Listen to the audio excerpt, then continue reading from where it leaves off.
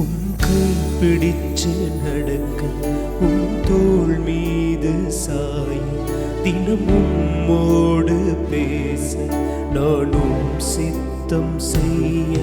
என் வாழ்வெல்லாம் நீரே, என் வழியெல்லாம் நீரே, என் பலனெல்லாம் நீரே, எனக்கெல்லாமே நீரே. இயேசுவே என் நேசரே, என் வாலிபம் உமக்காகவே.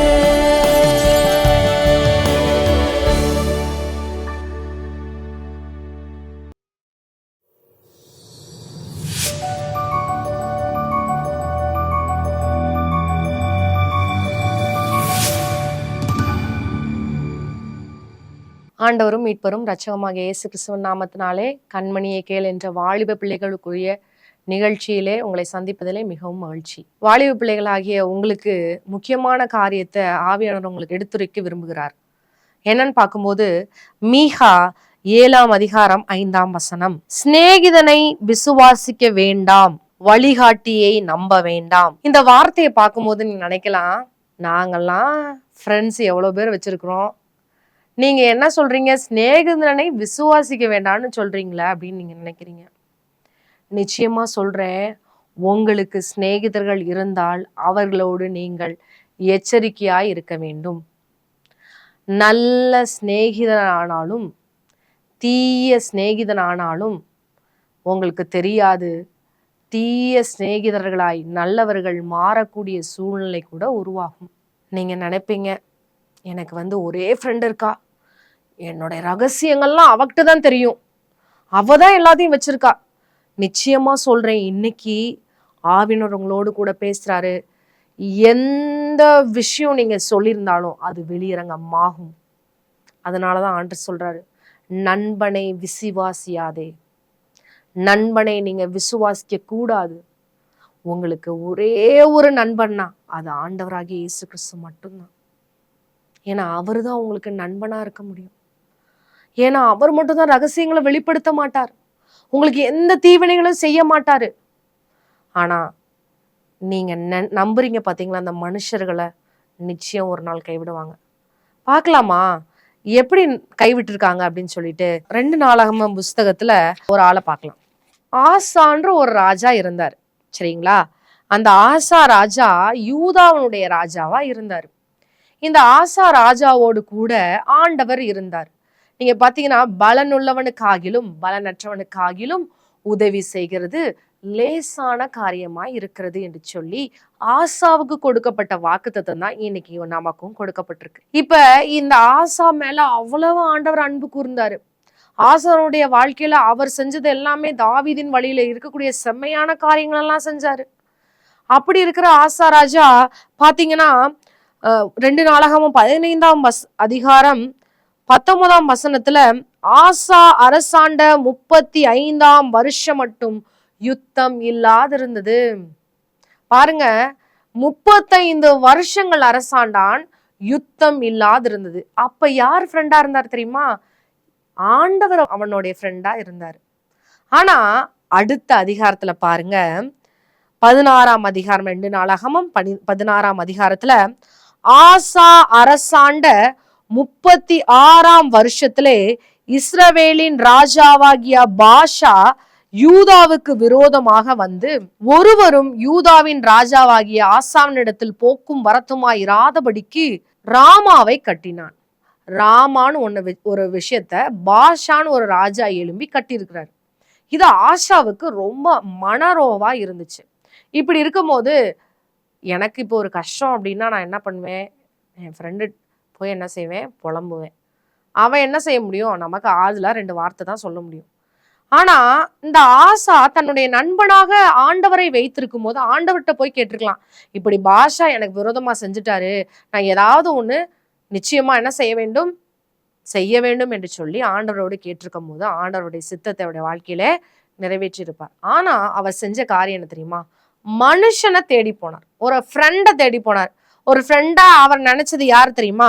2 நாளாகமம் 16ஆம் அதிகாரம் 2ஆம் வசனம். அப்பொழுது கடைசி பகுதியை பார்க்கலாம்.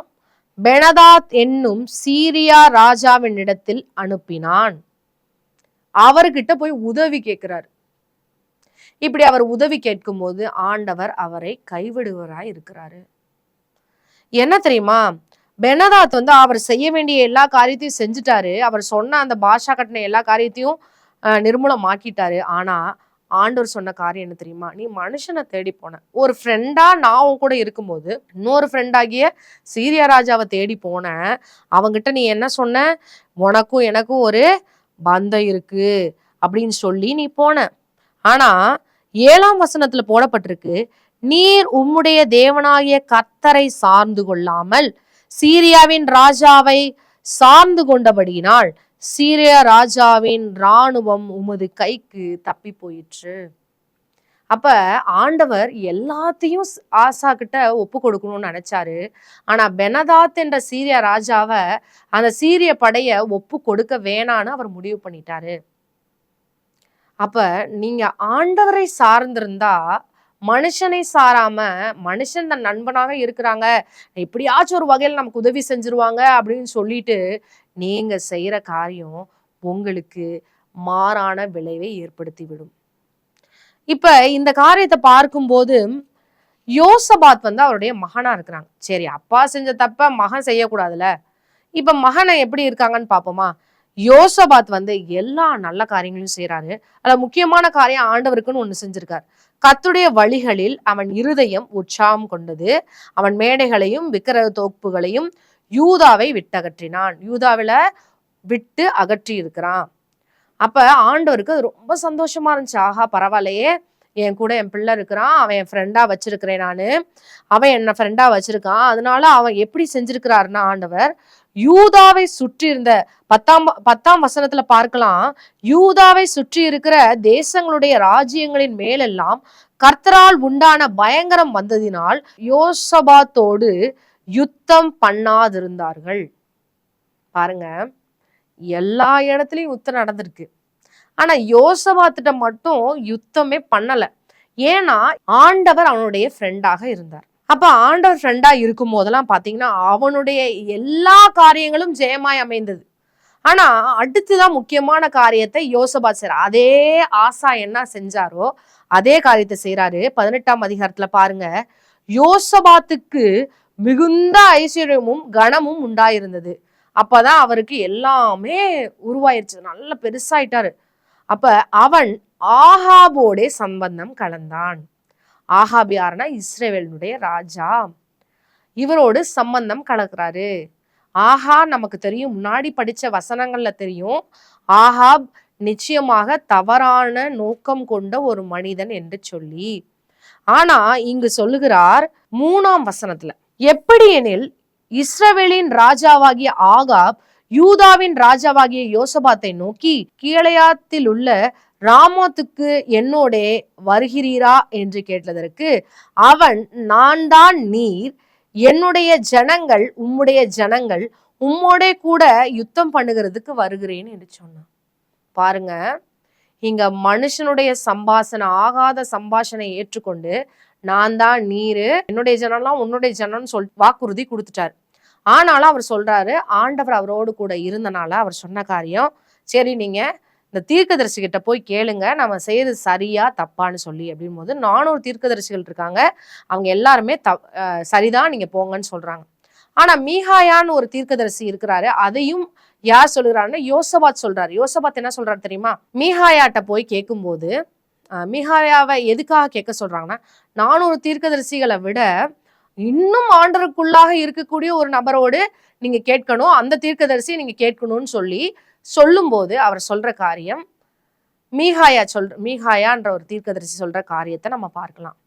இல்ல, உங்களுக்கு சமாதானம் இருக்காது என்று சொல்லுகிறார். இவன் எப்ப பார்த்தாலும் என்னை என்ன செய்வான், தப்பான காரியங்களை சொல்லிட்டே தான் இருப்பான், எனக்காக நல்ல காரியங்களே அவன் சொன்னதில்லைன்னு சொல்றாரு. ஆனாலும் இவர் சொன்ன காரியம் என்ன தெரியுமா, நீங்க போகாதீங்க, உங்களுக்கு சமாதானம் இல்லைன்னு சொல்லி. இந்த அதிகாரத்தை முழுவதுமா நீங்க வாசிக்கும் போது தெரியும். இங்க என்ன நடக்குதுன்னா, இஸ்ரவேலின் ராஜா தந்திரமாக ஒரு காரியம் செய்யறாரு. இதை நீங்க நல்லா முக்கியமான விஷயம் நீங்க பாத்துக்கோங்க. உங்க ஃப்ரெண்ட்ஸ் கூட இப்படிதான் செஞ்சிருப்பாங்க. என் வாழ்க்கையில என் ஃப்ரெண்ட்ஸ் என் கூட இருந்த ஃப்ரெண்ட்ஸ் ஒரு 4 பேர் இருந்தாங்க. நான் சின்ன வயசுல இருக்கும்போது, ஒரு 7th படிக்கும் போது என் கிளாஸ்ல இருந்த ஃப்ரெண்ட்ஸ் என்ன பண்ணாங்கன்னா, எல்லாரும் சேர்ந்து தான் பேசிட்டு இருந்தோம். எல்லார் பேருமே போர்டில் எழுதிட்டாங்க. மேம் வராங்க, வந்து கேட்குறாங்க, என்ன யாரெல்லாம் பேசுறீங்க, வாங்க கைக்கு நீட்டுங்க, அடி வாங்குங்க அப்படின்னு சொல்லும்போது அங்க எல்லாரும் நிக்கிறோம். அப்ப நான் சொன்ன வார்த்தை என்னன்னா, நாங்க யாருமே பேசல மிஸ். இல்ல மிஸ் நாங்க கிடையாது மிஸ் அப்படின்னு சொல்றோம். ஆனா அங்க இருந்து என் ஃப்ரெண்ட்ஸ் சொன்ன காரியத்த பார்க்கும்போது ரொம்ப எனக்கு மனக்கசப்பு இருந்துச்சு. வருத்தம் இருந்துச்சு. கசப்புன்னு சொல்றத விட மன வருத்தம் இருந்துச்சு. என்னன்னா, நாங்கெல்லாம் செய்யல மிஸ் அப்படின்னு நான் சொல்றேன். அவங்க சொன்னது, நான் செய்யல மிஸ், நான் செய்யல மிஸ், நான் செய்யல மிஸ்ன்னு சொன்னாங்க. அப்ப எல்லாரும் சேர்ந்து தான் என்ன செஞ்சிருக்கோம்? பேசியிருக்கிறோம். எல்லாரும் சேர்ந்து தான் எல்லா விஷயத்தையும் செய்கிறோம். ஆனா அவங்க சொன்ன காரியம் பாருங்க, நான் பண்ணல. அந்த சுயநலம் உருவாகிறது. இப்படி என் வாழ்க்கையில் நடந்த காரியம் மாதிரி இங்க யோசபாத்துக்கு என்ன நடந்திருக்கு தெரியுமா? இஸ்ரவேல் ராஜா, நீங்க வேஷம் மாறி எண்ணெய மாறி போய் நில்லுங்க அந்த யுத்தத்துலன்னு சொல்றாரு. அப்ப அந்த யுத்தத்துல அவங்க போய் நிற்கும் போது யோசபாத்தை முறியடித்து விட வேண்டும் என்று சொல்லி சீரிய படை அவர்களை நோக்கி வருகிறது. அது இஸ்ரவேலின் ராஜாவுக்கு கண்ணி வைத்தது, யோசபாத்துக்கு கண்ணி வைக்கக்கூடிய சூழ்நிலை உருவாகிறது. பாருங்க, ஆகாத சம்பாஷணை, நண்பனை விசுவாசியாதே. நம்ம ஃபர்ஸ்ட் வசனத்தை பார்த்தோம் பாத்தீங்களா? நண்பனை விசுவாசிக்க கூடாதுன்னு சொல்லி அந்த காரியம் தான் இங்க இருக்கு. இஸ்ரவேல் ராஜா பதிலா யோசபாத் நிற்கும் போது அங்கிருந்து ஒருத்தர் குறிப்பாத்தி எய்கிறாரு. அதற்குள்ள பக்கத்துல போய் பாருங்க, அவரான்னு போய் பாருங்க அப்படின்னு நான் இல்லைன்னு கூக்குரலிடுறாரு. அப்ப அந்த வசனம் தான் அது என்னன்னா 31ஆம் வசனம், 2 நாளாகமம் 18ஆம் அதிகாரத்துல 31. ஆதலால் ரதங்களின் தலைவர் யோசபாத்தை காண்கையில் அவன் நான் இஸ்ரவேலின் ராஜா என்று சொல்லி யுத்தம் பண்ண அவனை சூழ்ந்து கொண்டார்கள். அப்பொழுது யோசபாத் கூக்குரலிட்டான். கர்த்தர் அவனுக்கு அனுசாரியாய் இருந்தார். அவர்கள் அவனை விட்டு விலகும்படி தேவன் செய்தார். பாருங்க, கர்த்தர் அவனுக்கு அனுசாரியா இருந்தார். என்னதான் நம்ம ஆண்டவர் விட்டு பிரிஞ்சாலும், நீங்க என் ஃப்ரெண்ட் இல்லப்பா, எனக்கு ஒரு மனுஷன் இருக்கான், அவனை தேடி நான் போறேன்னு போனாலும் அங்க நடந்தது என்ன தெரியுமா? கூக்குரலிடுறான். நிச்சயமா அவன் கூக்குரலிட்டு இருப்பான், ஆண்டவரே என்னை காப்பாத்துங்கன்னு சொல்லி கூக்குரலிட்டு இருப்பான். அப்ப கூக்குரலிட்டதை கேட்டு ஆண்டவர் அவனுக்கு அனுசாரியா இருந்தார். இந்த அனுசாரியா ஏன் இருந்தாருன்னு நம்ம பார்க்கலாமா? 19ஆம் அதிகாரத்துல நம்ம பார்க்கலாம்.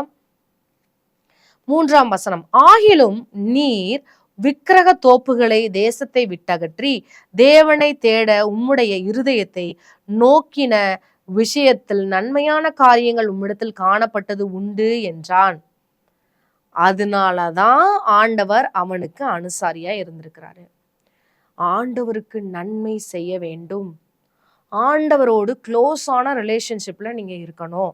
அவரை நீங்க நண்பனாக வைத்து கொள்ளும் போது நிச்சயமாகவே அவர் உங்களுக்கு நண்பனாகவே இருப்பார். நீங்க எப்ப ஆண்டவரை விட்டுட்டு எனக்கு சிநேகிதம் தான் பெருசு, ஆண்டவரை விட அவன் தான் முக்கியம்னு சொல்லி சொல்றீங்களோ செய்றீங்களோ, இதே யோசபாத்திற்குரிய நிலைமை உருவாகும். வேஷம் மாறி போய் நின்று மரணத்துக்கு ஏதுவான வாசலிலே முன்பாக நிறுத்தக்கூடிய சூழ்நிலையும் உங்களுக்கு உருவாகிவிடும். மிகவும் எச்சரிக்கையாயிருங்கள். மீகா 7 சொல்லப்பட்டது 5ஆம் வசனத்துல, நண்பனை விசுவாசியாதே. அவனுடைய காரியத்துல எந்த காரியத்திலும் அவனுக்கு உண்மை இருக்காது. அதனால ஆண்டவரை நம்புங்க.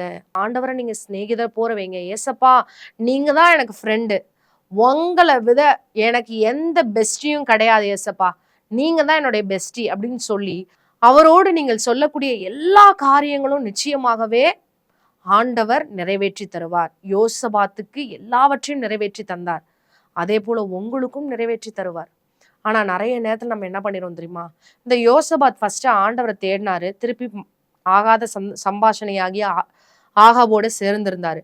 திருப்பி அவர் ஆண்டவரோடு கூட இருந்தாரு, நல்ல காரியங்களை செஞ்சாரு. பாத்தீங்கன்னா ஆண்டவர் அவரோட 20ஆம் அதிகாரம் முழுவதும் இருக்கும், ஆண்டவர் அவரோடு கூட இருந்தாரு, இவர் ஆண்டவரோடு கூட இருந்தாரு அப்படின்னு சொல்லி எல்லாமே இருக்கும். கடைசியா ஒரு காரியத்தை செஞ்சுட்டாரு, திருப்பியும் அதே ஆகாத சம்பாஷணைக்குள்ள திருப்பி விழுகிறார். 37ஆம் வசனத்துல, மராசே ஊரானாகிய தொதாவாவின் குமாரனான எலியேசர் யோசபாத்துக்கு விரோதமாக தீர்க்க தரிசனம் சொல்லி, நீ அகசியாவோடே கூடி கொண்டபடியினால் கர்த்தர் உம்முடைய கிரியைகளை முறித்து போட்டார் என்றான். அந்த கப்பல்கள் உடைந்து போயிற்று, அவர்கள் தர்சீசுக்கு போகக்கூடாமற் போயிற்று. பாருங்க, தவறான தோழமை. அதனால அந்த கப்பல் கட்டி வைக்கணுங்கிறதுக்காக தானே கூடிக்கொண்டாங்க. இதே கப்பல் கட்ட காரியத்தை முறிச்சு போட்டு அவங்க தர்சீஸ்க்கு போகணுன்ற காரியமும் முறிச்சு போடப்பட்டுச்சு. இதுதான் யோசபாத்துடைய முடிவா இருந்துச்சு. நீங்க இன்னைக்கு ஆண்டவர் தான் எனக்கு, அவர் தான் என் ஃப்ரெண்டுன்னு நினைப்பீங்க. இப்படிலாம் நினைச்சிட்டு இருக்க உங்களுக்கு திடீர்னு என்ன நடக்கும்? யாராவது ஒரு ஃப்ரெண்டு வந்து சேருவாங்க, உடனே அவங்களோட திருப்பி தோழமை கொள்வீங்க. அது பொல்லாப்பான தோழமையாய் முடிந்துவிடும்.